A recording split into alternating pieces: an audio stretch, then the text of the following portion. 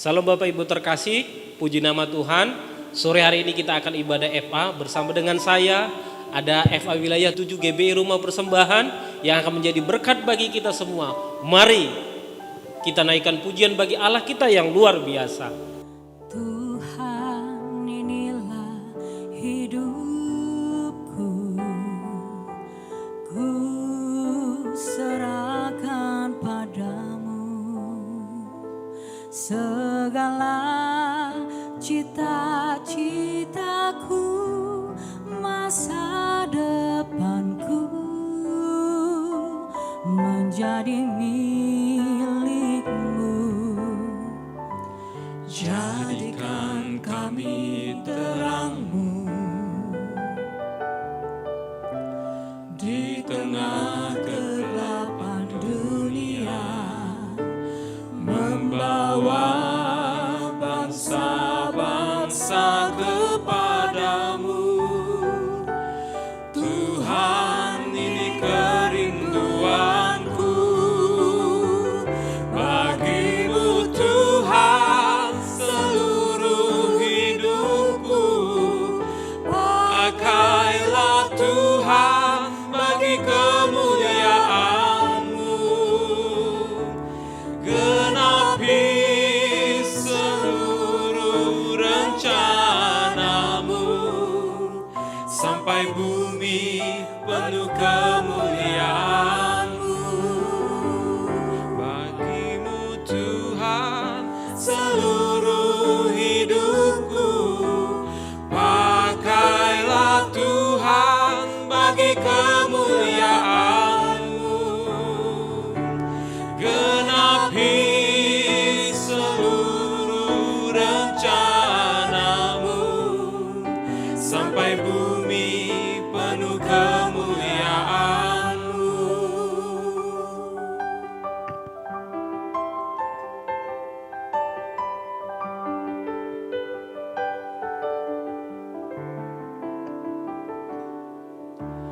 Tuhan, inilah hidupku, ku serahkan padamu segala cita-citaku, masa depanku menjadi milikmu. Jadikan kami terangmu di tengah kegelapan dunia, membawa bangsa-bangsa kepadamu. Tuhan, ini kerinduanku bagimu Tuhan, seluruh hidupku. Pakailah Tuhan bagi kemuliaan-Mu, genapi seluruh rencana-Mu, sampai bumi penuh kemuliaan-Mu. Bagimu Tuhan seluruh hidupku, pakailah Tuhan bagi kemuliaan-Mu, genapi seluruh rencana-Mu, sampai bumi penuh kemuliaan-Mu, sampai bumi penuh kemuliaan-Mu, sampai bumi penuh kemuliaan-Mu.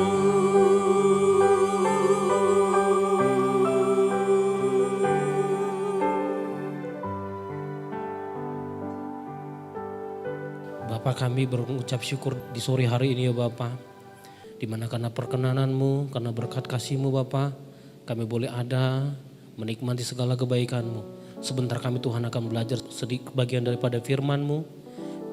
Ajar kami Tuhan untuk mengisi mengerti isi hati-Mu Bapa di dalam melakukan segala aktivitas kami. Inilah kami Bapa, hanya di dalam nama Tuhan Yesus kami berdoa dan mengucap syukur. Amin. Shalom Bapak Ibu Saudara. Puji nama Tuhan. Apa kabar? Luar biasa ya. Doa saya semua kita dalam perlindungan, dalam kasih, damai, sukacita Tuhan Yesus melimpah di dalam hidup kita. Nah, tuntunan FA melalui gembala pembina kita bulan ini selama bulan Mei berbicara tentang manusia rohani versus manusia duniawi. Nah, yang terambil dari 1 Korintus 2 ayat yang ke-12 sampai ayat yang ke-15. Kita tidak menerima roh dunia, tetapi roh yang berasal dari Allah, supaya kita tahu apa yang dikaruniakan Allah kepada kita. Dan karena kami menafsirkan hal-hal yang rohani kepada mereka yang mempunyai roh, kami berkata-kata tentang karunia-karunia Allah dengan perkataan yang bukan diajarkan kepada kami oleh hikmat manusia, tetapi oleh roh. Tetapi manusia duniawi tidak menerima apa yang berasal dari roh Allah, karena hal itu baginya adalah suatu kebodohan, dan ia tidak dapat memahaminya, sebab hal itu hanya dapat dinilai secara rohani. Ayat ke-15 yang terakhir, tetapi manusia rohani menilai segala sesuatu, tetapi ia sendiri tidak dinilai oleh orang lain. Amin, buat firman Tuhannya. Nah, dua kata ini, manusia rohani dan manusia duniawi, merupakan dua kata yang berbeda. Manusia rohani artinya adalah manusia yang dipimpin oleh roh. Sedangkan manusia duniawi adalah manusia yang dipimpin oleh hawa nafsu, keinginan dagingnya. Dia bukan dipimpin oleh roh, tapi dipimpin oleh keinginan hawa nafsu, nafsu jahat, nafsu dagingnya. Nah, ada beberapa poin Bapak Ibu Saudara terkasih, keluarga besar FA GBI Rumah Persembahan, berapa poin-poin yang kita boleh simpulkan dari pembacaan firman yang baru saja kita baca barusan. Yang pertama, bahwa kita harus sadar bahwa kita itu dipisahkan. Kita berasal dari surga. Kita bukan produk dari dunia. Kita hidup di dunia tapi tidak hidup secara duniawi. Kita ada di sistem dunia. Kita menikmati apa yang ada di dunia tapi kita bukan bagian daripada dunia. Sebab di ayat 12 tadi dikatakan, kita tidak menerima roh dunia, tetapi roh yang berasal dari Allah, supaya kita tahu apa yang dikaruniakan Allah kepada kita. Nah, selama kita hidup di dunia, kita akan mengalami banyak-banyak tantangan, mengalami banyak masalah. Tapi kita harus sadar bahwa kita dipisahkan. Sehingga goalnya nanti kita akan menjadi sama, serupa dengan Yesus. Kita menjadi sempurna seperti Yesus. Di dalam 2 Korintus 10 ayat 3, firman Tuhan berkata, memang kami masih hidup di dunia, tetapi kami tidak berjuang secara duniawi. Secara daging kita hidup di dunia, tetapi kita tidak berjuang secara duniawi.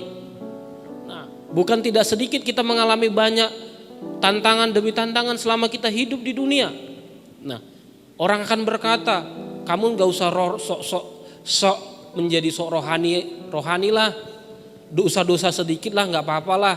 Tapi firman Tuhan ini berkatakan, memang kami masih hidup di dunia, tapi kami tidak berjuang secara duniawi. Nah, yang kedua apa Bapak Ibu yang boleh kita ambil dari pembacaan firman kita ini? Ayat yang ke-13, dan karena kami menafsirkan hal-hal rohani kepada mereka yang mempunyai roh, kami berkata-kata tentang karunia-karunia roh Allah dengan perkataan yang bukan diajarkan kepada kami oleh hikmat manusia, tetapi oleh roh itu sendiri. Nah, di sini apa yang boleh kita simpulkan Bapak Ibu, yang boleh kita ambil pelajaran buat kita di perenungan FA kita ini, bahwa kita berada di lingkungan orang-orang duniawi, di mana kita hidup di dalam orang-orang yang hidup secara kedagingan. Tidak tertutup kemungkinan Anda, saya, kita semua ada di tengah-tengah orang duniawi. Mungkin Anda punya kakak, punya abang, punya saudara, bahkan punya suami atau istri yang hidup dalam kedagingan. Nah, tugas kita sebagai orang-orang percaya yang sudah diselamatkan Tuhan, bahwa kita harus sadar bahwa tugas kita mengajarkan mereka, mengingatkan mereka, bahkan mendoakan mereka supaya mereka sadar kembali ke jalan yang benar. Manusia roh menuntun orang-orang yang hidup di dalam duniawi, hidup di dalam kedagingan. Tugas kita. Nah, tidak sedikit kadang-kadang kita menerima cercaan, bahkan ejekan, sindiran dari orang-orang duniawi. Gak usah terlalu ngeroh-roh lah, ya dosa-dosa sedikit gak apa-apa lah. Nah, tugas panggilan kita sebagai orang-orang yang sudah diselamatkan oleh karya penebusan Tuhan Yesus dan tuntunan daripada Roh Kudus, mari kita supaya mengingatkan mereka, bahkan mendoakan saudara-saudara kita, teman-teman kita yang ada di sekitar kita, lingkungan kita, bahkan yang ada di tengah-tengah keluarga kita. Nah, yang ketiga Bapak Ibu, apa yang boleh kita simpulkan dari apa yang kita barusan pelajari? Bahwa kita harus mematikan segala keinginan daging kita. Di dalam Kolose 3 ayat yang ke-5, firman Tuhan berkata, karena itu matikanlah dalam dirimu segala sesuatu yang duniawi, yaitu apa? Yaitu percabulan, kenajisan, hawa nafsu, nafsu jahat dan juga keserakahan yang sama dengan penyembahan berhala. Firman Tuhan ini tegas mengatakan, matikan, bukan berhentikan sebentar, bukan tunda dulu. Tapi matikanlah dalam dirimu segala sesuatu yang duniawi. Apa itu? Percabulan, kenajisan, hawa nafsu, nafsu jahat dan juga keserakahan yang sama dengan penyembahan berhala. Tuhan benci dengan itu. Tuhan tidak suka dengan segala kejahatan itu yang sama disamakan dengan penyembahan berhala. Nah, mari kita mematikan semua keinginan daging kita, Bapak Ibu.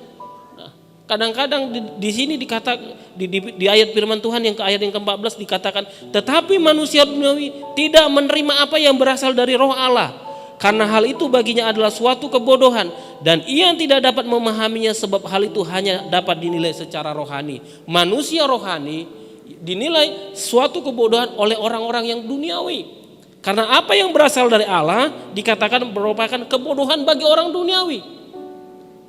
Sebagai contoh Bapak Ibu, kita ada di tengah-tengah lingkungan orang-orang duniawi. Terkadang kita bertemu dengan orang-orang yang bekerja, yang terkadang mengajak kita untuk korupsi, untuk melakukan kecurangan. Tetapi sebagai orang yang telah diselamatkan, anak-anak Tuhan yang diselamatkan, mari jangan ikut-ikutan dengan orang-orang duniawi. Yuk korupsilah, nggak apa-apalah, sedikit-sedikit nggak apa-apa. Nanti kan gak apa-apa, ketahuan sedikit gak apa-apa, nanti kan ada pengampunan. Nah, Bapak Ibu Saudara, sebagai orang yang diselamatkan, kita jangan lagi ikut terlibat di dalam dosa kejahatan seperti itu. Nah, sebagai contoh juga Bapak Ibu Saudara yang terkasih, ya seperti FA. Nah, kita seperti FA ini, kita diajak untuk ber-FA. Ya, kita diajak untuk ber-FA bersama teman-teman. Mari kita ikut. Nah, tapi tidak tertutup kemungkinan banyak juga orang yang ngapain kamu ikut-ikutan FA, ikut-ikutan ibadah. Nggak usah lah, ya. Mending kita nongkrong di kedai kopi, kita duduk di sini daripada di situ, daripada kamu ibadah. Nggak usah sok rohani lah, ya. Karena apa Bapak Ibu? Firman Tuhan mengatakan, tetapi manusia duniawi tidak menerima apa yang berasal dari Allah, karena hal itu baginya adalah suatu kebodohan. Bagi orang-orang duniawi, apa yang kita kerjakan, apa yang kita kerjakan ini sekarang, ber-FA, beribadah, merupakan suatu kebodohan. Nah, sebagai orang-orang yang percaya, orang yang percaya akan dituntun oleh Roh, sehingga apa yang terpancar dari hidupnya itulah yang menjadi pancaran kasih daripada damai sukacitanya. Nah, yang keempat, yang terakhir diambil dari ayat yang ke-15, tetapi manusia rohani menilai segala sesuatu, tetapi ia sendiri tidak dinilai oleh orang lain. Nah, tetapi manusia rohani menilai segala sesuatu, tetapi ia sendiri tidak dinilai oleh orang lain. Kalau saya tanya, apa perbedaan manusia rohani dan manusia duniawi? Kalau manusia rohani pergi ke gereja, manusia duniawi pergi dugem. Apakah itu? Manusia rohani tidak minum mabuk-mabuk. Manusia duniawi minum mabuk-mabuk. Apakah hanya itu sebatas itu Bapak Ibu? Tentu tidak. Nah, perbedaannya apa? Perbedaannya manusia rohani dan manusia duniawi terletak di mana manusia duniawi melihat segala sesuatu. Manusia rohani melihat di balik segala sesuatu. Manusia duniawi melihat corona. Manusia duniawi akan melihat krisis. Manusia duniawi akan melihat masalah. Tapi manusia rohani melihat apa di balik segala sesuatu. Dia akan melihat, memandang kepada Tuhan. Dia akan memandang kepada juru selamat. Dia tidak memandang kepada masalah, tapi dia melihat kepada apa di balik semua masalah. Yang penting fokusnya kepada Tuhan, menjadi serupa dengan Yesus. Itulah manusia rohani. Dia siap untuk dididik, dia siap untuk diajar, dia siap untuk menjadi murid. Itu manusia rohani. Kalau Tuhan adalah Bapa kita, kita adalah murid, berarti kita siap harus diajar menjadi manusia yang rohani. Maka apa yang keempat yang kita simpulkan, bahwa cara pandang kita berbeda, cara melihat kita berbeda daripada orang duniawi. Nah, saya teringat satu pribadi di Perjanjian Lama, dua pribadi yang mana itu satu yang jatuh ke dalam dosa tapi tidak melakukan pertobatan, yang satu lagi jatuh ke dalam dosa, dia meminta ampun dan melakukan pertobatan. Ketika itu bangsa Israel mengharapkan seorang raja untuk memimpin bangsa Israel. Nah, Nabi Samuel mengangkat Saul dari suku Benjamin untuk menjadi raja. Nah, ketika Saul menjalankan pemerintahannya, dia melakukan banyak pelanggaran sehingga Roh Allah tidak berkenan kepada Saul. Berbeda Bapak Ibu dengan Daud. Daud adalah orang yang berkenan kepada Allah. Ketika Daud melakukan dosa, ketika Daud melakukan pelanggaran, dia minta ampun, dia bertobat, dia meninggalkan semua dosanya sehingga dia diselamatkan. Dia kembali menjadi manusia rohani, dia kembali dipulihkan. Nah, mari Bapak Ibu Saudara terkasih, keluarga besar FA GB Rumah Persembahan, mari kita dipulihkan, kita diselamatkan. Kita menjadi manusia yang dipimpin oleh Roh, menjadi manusia rohani. Nah, saya juga teringat dengan satu pribadi di era kita sekarang. Ada dua orang pribadi di warga negara Amerika Serikat. Ya, saya pernah baca buku yang ditulis Bapak Yohanes Herianto, ya, di mana dua pribadi ini percaya kepada Tuhan, yang satu tidak percaya kepada Tuhan, dia memilih menjadi ateis. Yang pertama itu adalah Max Juk. Siapa Max Juk? Dia adalah seorang ateis yang menikahi seorang wanita yang tidak beriman. Nah, dari 560 keturunannya, 310 mati sebagai gelandangan, 150 menjadi pelaku kejahatan, 7 menjadi pembunuh bayaran, 100 menjadi pemabuk, dan lebih dari setengah wanitanya terlibat dalam prostitusi.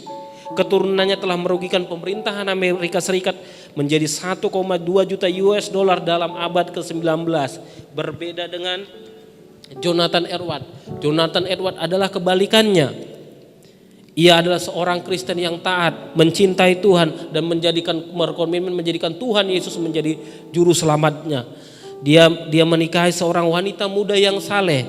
Dari 1394 keturunannya, 295 adalah sarjana, 13 adalah rektor, bahkan 63 adalah profesor, 3 menjabat sebagai senator, 3 orang gubernur, dan lainnya dikirim sebagai menteri urusan luar negeri, 30 sebagai hakim, 50 para medis, dan 100 menjadi misionaris, 75 menjadi angkatan bersenjata, dan yang lain-lainnya pernah menjadi wakil presiden. Tidak ada satupun keturunan dari Jonathan Edwards yang merugikan negara, merugikan Amerika Serikat. Nah, pilihan ada di tangan kita Bapak Ibu Saudara terkasih. Mari FA Keluarga Besar GBI Medan Plaza, hidup kita dituntun oleh Roh sehingga kita menjadi manusia roh, manusia yang sejati, yang menjadi serupa dengan Yesus. Mari kita jadikan Tuhan menjadi teladan kita seperti Jonathan Edwards tadi, bagaimana keluarganya, bahkan keturunannya diselamatkan, anak-anaknya diberkati, tidak satupun daripada keturunannya merugikan negara. Kita akan akhiri ibadah kita ini, kita akan angkat satu pujian. Ya, ku rindukan hanya Kau, Yesus. Nyatakan pribadimu dalam hidupku.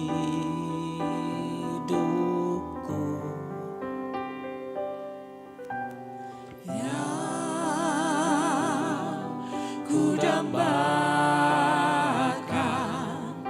menjadi seperti Kau, Yesus, di dalam perkataan, pikiran, perbuatan, menjadi seperti Kau, Yesus, menjadi seperti Kau, Yesus, menjadi sempurna dalam seluruh hidupku.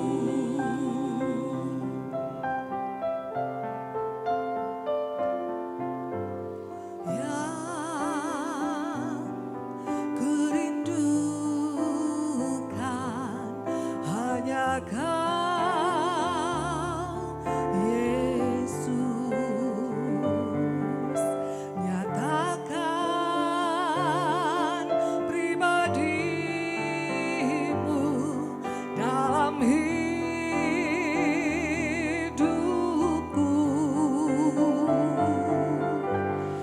Yang ku dambakan menjadi seperti Kau, Yesus, di dalam perkataan, pikiran, perbuatan, menjadi seperti Kau, Yesus, menjadi seperti Kau, Yesus, menjadi sempurna dalam seluruh hidupku. Mari kita bersatu di dalam doa. Bapa yang baik, kami sudah belajar sebagian daripada firman-Mu. Kami ber-FA Tuhan, itu semua karena kemurahan-Mu, karena kebaikan-Mu di tengah-tengah kehidupan kami ya Bapa. Lawat setiap kami Tuhan, sertai kami, berkati Tuhan anak-anak-Mu dimanapun kami berada ya Bapa. Yang bersekutu bersatu di dalam FA, baik kami yang sekarang ibadah online ya Bapa. Urapi kami Bapa, sentuh hati kami sehingga kami dapat melewati masalah ini, pandemik ini, semua karena penyertaan-Mu. Tidak ada satupun kami yang binasa Bapa. Engkau selamatkan Bapa, menjadi serupa dengan-Mu Bapa. Itulah tujuan daripada kehidupan kami ya Bapa. Berkati Bapak pemimpin-pemimpin rohani kami. Berkati juga Bapak juga FA Tuhan dimanapun yang ada Tuhan. Keluarga besar FA GBI Medan Plaza Tuhan. Berkati ya Bapak. Inilah doa kami Bapak. Kami serahkan hidupmu bagi kemuliaan-Mu. Bagimu hormat, bagimu kemuliaan, bagimu kejayaan, bagimu segala-galanya. Hanya di dalam nama Tuhan Yesus kami yang diberkati dan siap menjadi berkat. Mari kita sama-sama katakan amin.